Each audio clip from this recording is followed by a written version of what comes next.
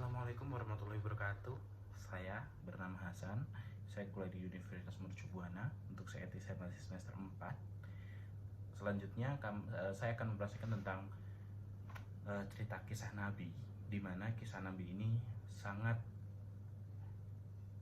historisnya sangat bagus banget untuk memperjuangkan agama Islam atau menyerukan ke sebagai pondasi utama untuk kita sendiri, dan mudah-mudahan berguna untuk kalian semuanya ya. Nah, selanjutnya kita langsung ke materi, yaitu penaklukan Ka'bah. Yang pertama, pembebasan kota Makkah berasal dari bahasa Arab atau Fathul Makkah. Merupakan peristiwa yang terjadi pada tahun 630 tepatnya di tanggal 10 Ramadan Hijriah, di mana Nabi Muhammad beserta 10.000 pasukan bergerak dari Madinah menuju Mekah dan kemudian menguasai secara keseluruhan tanpa pertumpahan darah sedikit pun, sekaligus menghancurkan berhala dan ditempatkan di dalam dan di sekitar Ka'bah. Selanjutnya, pada akhirnya kabar gerak pasukan ini pun terdengar tak hanya oleh sekelompok-sekelompok suku dari selatan, terdengar oleh suku Quraisy dari Mekah sendiri. Suku Hawazin yang berada di selatan bersiap diri menyambut serangan Muhammad SAW dan pasukannya, sementara yang di Mekah Quraisy memiliki serangkaian bayangan yang mungkin terjadi atas kedatangan pasukan Muhammad ini. Pasukan memang kemudian diarahkan menuju kota Mekah. Malam sebelum pasukan menuju kota Mekah, salah satu petinggi Quraisy, Abu Sofyan, juga Abbas bertemu Muhammad SAW. Dalam kesempatan itu, Muhammad sempat bertanya kepada Abu Sofyan, apakah ia siap menerima Islam? Abu Sofyan menjawab, ia sepakat akan proklamasi bahwa tiada Tuhan selain Allah. Namun ia pun mengungkapkan masih meragukan kenabian Muhammad SAW. Abu Sofyan sempat mengamati pasukan sebesar Muhammad. Saat menunaikan sholat subuh, seluruh pasukan menghadap ke arah Mekah. Ia pun kemudian bergumam bahwa Quraisy Mekah tampak harus menyerahkan karena ia melihat pasukan ini juga terdiri dari gabungan dari berbagai suku.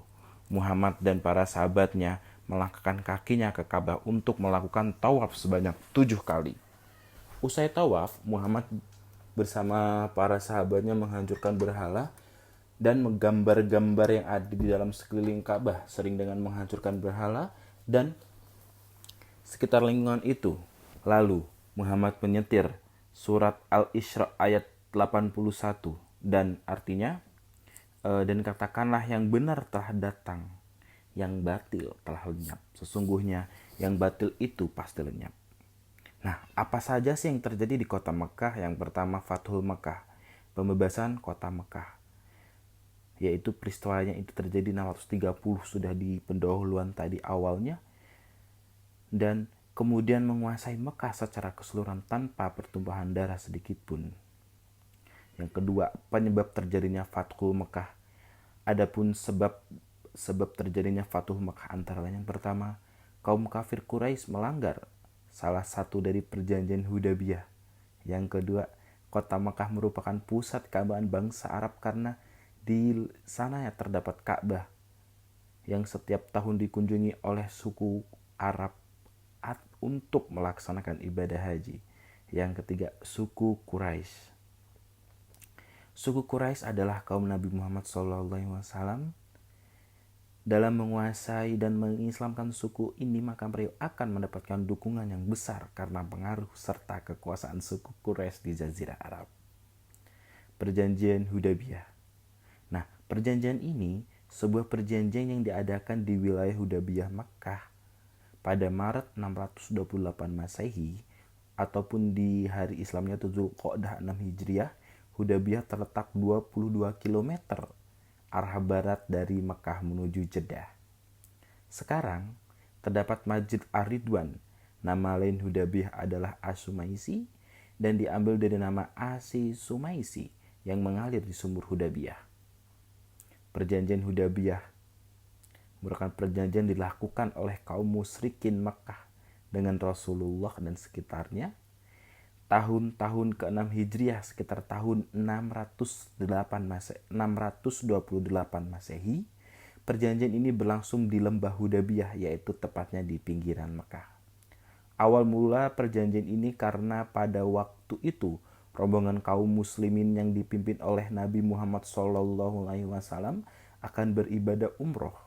Namun kaum musyrikin menghalangi rombongan kaum muslimin yang hendak ke Mekah, sehingga Rasulullah pun mengajak mereka untuk bernegosiasi sehingga mengadakan perjanjian damai. Isi dari perjanjian Hudaybiyah. Yang pertama, kaum muslimin dan kaum Quraisy tidak akan saling menyerang selama 10 tahun. Yang kedua, kaum muslimin tidak diperkenankan memasuki kota Mekah untuk menunaikan ibadah haji dan umroh di tahun ini, kecuali tahun berikutnya. Kemudian ketika berjanji ia berumrah dan tidak boleh membawa senjata dan tidak boleh tinggal di Mekah lebih dari 3 hari.